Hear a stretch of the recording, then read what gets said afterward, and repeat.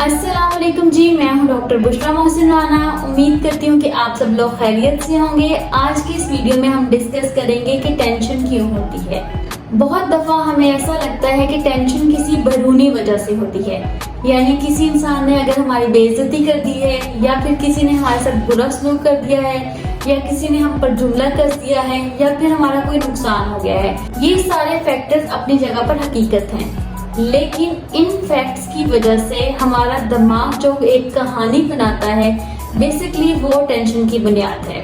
इस बात को मैं मिसाल देकर वाज़ह करूंगी कि सपोज मैं कमरे में बैठी हूँ और अचानक से मेरा भाई दरवाजा खोलता है और मुझे बहुत ही जोर से बहुत ही ज्यादा डांट देता है। अब क्या उसकी इन बातों की वजह से मैं टेंशन में आऊँ या नहीं आऊँ, ये इस बात पर डिपेंड नहीं करता कि वो मुझे क्या कहकर चले गए हैं। कि इस बात पर डिपेंड करता है कि उनके इस कहने को मैंने किस तरह से इंटरप्रेट किया। मिसाल के तौर पर अगर मैं ये सोचूं कि मेरा भाई तो मेरे साथ बहुत ज्यादा प्यार करता है और मेरी हर जरूरत का भी ख्याल रखता है, तो फिर आज मुझसे ऐसी क्या गलती हो गई कि मेरे भाई को इतना ज्यादा गुस्सा आ गया। मैं कोई बहुत बड़ी गलती तो नहीं कर रही जो उनको बहुत ज्यादा हर्ट कर रही है, या फिर वो किसी तकलीफ में तो नहीं मुब्तला जो वो मुझे बता नहीं रहे।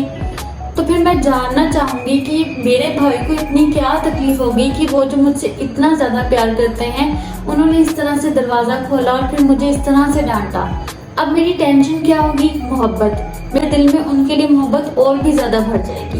और दूसरे सिनेरियो में मैं ये सोचने लग जाऊं कि इनका तो काम ही ये है, मैं हमेशा कोशिश करती हूँ कि इनकी एक्सपेक्टेशंस पे पूरी उतरूं, लेकिन मुझे डांट ही पड़ जाती है और इनका जब दिल चाहता है मुझे डांट देते हैं, मेरी तो कोई इज्जत ही नहीं है। तो इस केस में क्या होगा कि मैं एक तो उनसे नफरत करने लग जाऊंगी और खुद भी एक ज़हनी अजियत का शिकार हो जाऊंगी। अब मैं आप लोगों को एक दूसरी मिसाल देकर वाज़ह करती हूँ। सपोज किसी की नौकरी चली जाए या किसी के साथ कोई बहुत बड़ा हादसा हो गया हो। आप लोगों के साथ जो भी हादसा होना था वो हो चुका है। अब वो पास्ट का हिस्सा है, उससे आप बदल नहीं सकते, उस पर आपका कोई कंट्रोल नहीं है, उसको आप चेंज नहीं कर सकते। उसके बारे में सोचे जाना ऐसा ही है जैसे आप किसी दीवार से सर टकरा रहे हैं, लेकिन आपका जो फ्यूचर है उसको आप बदल सकते हैं। अक्लमंदी की तो बात ये है कि जो होना था वो हो गया, मैं उसको ऐसे एक्सेप्ट कर लूं, ये होना ही था, बजाय इसके कि इस बात पे मुसलसल परेशान रहूं। मैं कोशिश करूंगी वो जो गलतियां मुझसे पहले हुई हैं मैं वो ना करूं, कुछ इस तरह से जिंदगी गुजारूं कि आगे मेरा इस तरह से नुकसान ना हो।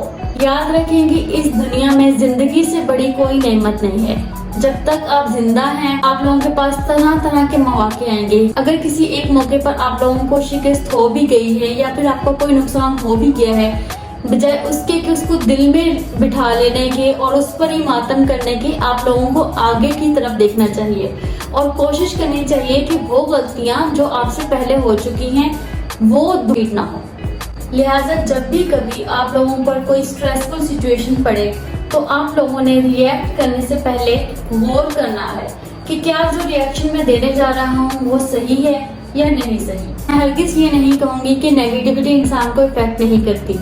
नेगेटिव एनवायरनमेंट, नेगेटिव लोग और नेगेटिव पास या कोई भी हादसा अगर आप लोगों की जिंदगी में हो गया है तो ऑब्वियसली उसका असर होगा, लेकिन हम पर डिपेंड करता है कि हमने उसके असर को कितने अरसे तक लेके चलना है और उसको हम किस तरह से रिस्पॉन्स देते हैं। उस हादसे की इंटेंसिटी को बहुत ज्यादा कम कर सकता है। लिहाजा अपने जहन पर इतना ज्यादा स्ट्रेस मत डाला करें, खुश रहा करें, दूसरों को खुश रखने की कोशिश किया करें और अपना और अपने प्यारों का ख्याल रखें। और मुझे दुआ में याद रखिएगा। उम्मीद है कि आज की बात आप लोगों को समझ आई होगी। इंशाल्लाह मिलेंगे नेक्स्ट वीक।